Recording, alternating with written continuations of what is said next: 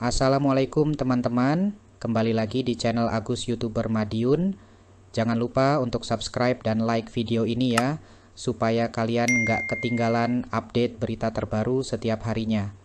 Video kali ini adalah edisi khusus berita news, jadi jangan lewatkan informasi penting yang akan saya bahas. Kali ini saya akan membahas soal jelang Ramadan diam-diam, harga cabai naik, pemerintah lakukan apa? Yuk langsung simak selengkapnya.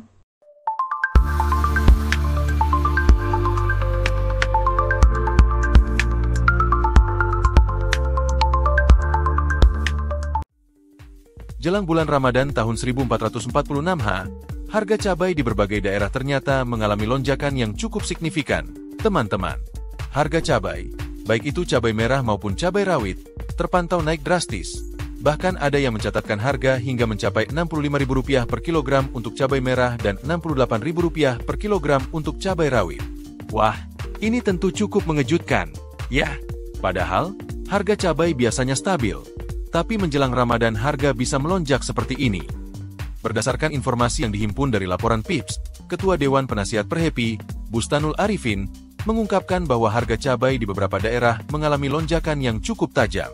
Untuk cabai merah, harga sudah menyentuh angka Rp65.000 per kilogram, sedangkan untuk cabai rawit bisa mencapai Rp68.000 per kilogram. Ini tentu membuat konsumen merasa keberatan, apalagi menjelang Ramadan yang biasanya kebutuhan cabai semakin tinggi. Tapi, mengapa harga cabai bisa melonjak seperti itu? Tentu ada penyebabnya.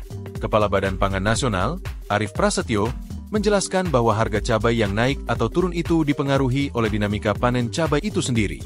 Kalau panennya terbatas, maka harga cabai akan cenderung naik.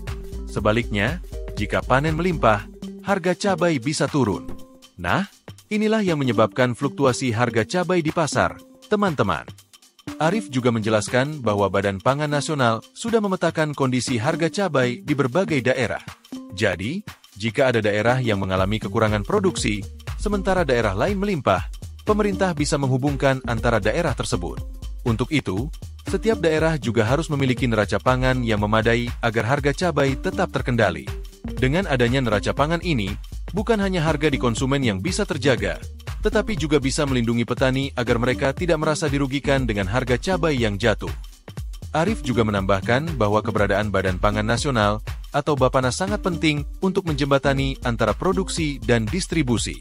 Jadi, tidak hanya memperhatikan produksi yang harus meningkat, tetapi juga memperhatikan kebutuhan konsumen, harga, dan distribusinya.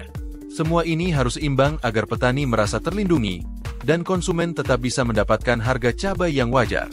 Jadi, peran pemerintah di sini sangat vital untuk menjaga kestabilan harga cabai, terutama menjelang Ramadan yang permintaannya pasti meningkat.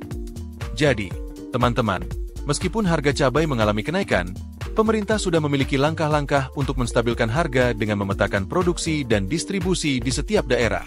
Semoga dengan langkah-langkah tersebut, kita sebagai konsumen tetap bisa mendapatkan harga yang wajar, sementara petani juga terjaga kesejahteraannya.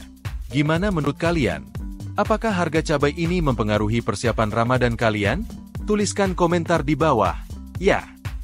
Sampai jumpa di video selanjutnya. Wassalamualaikum.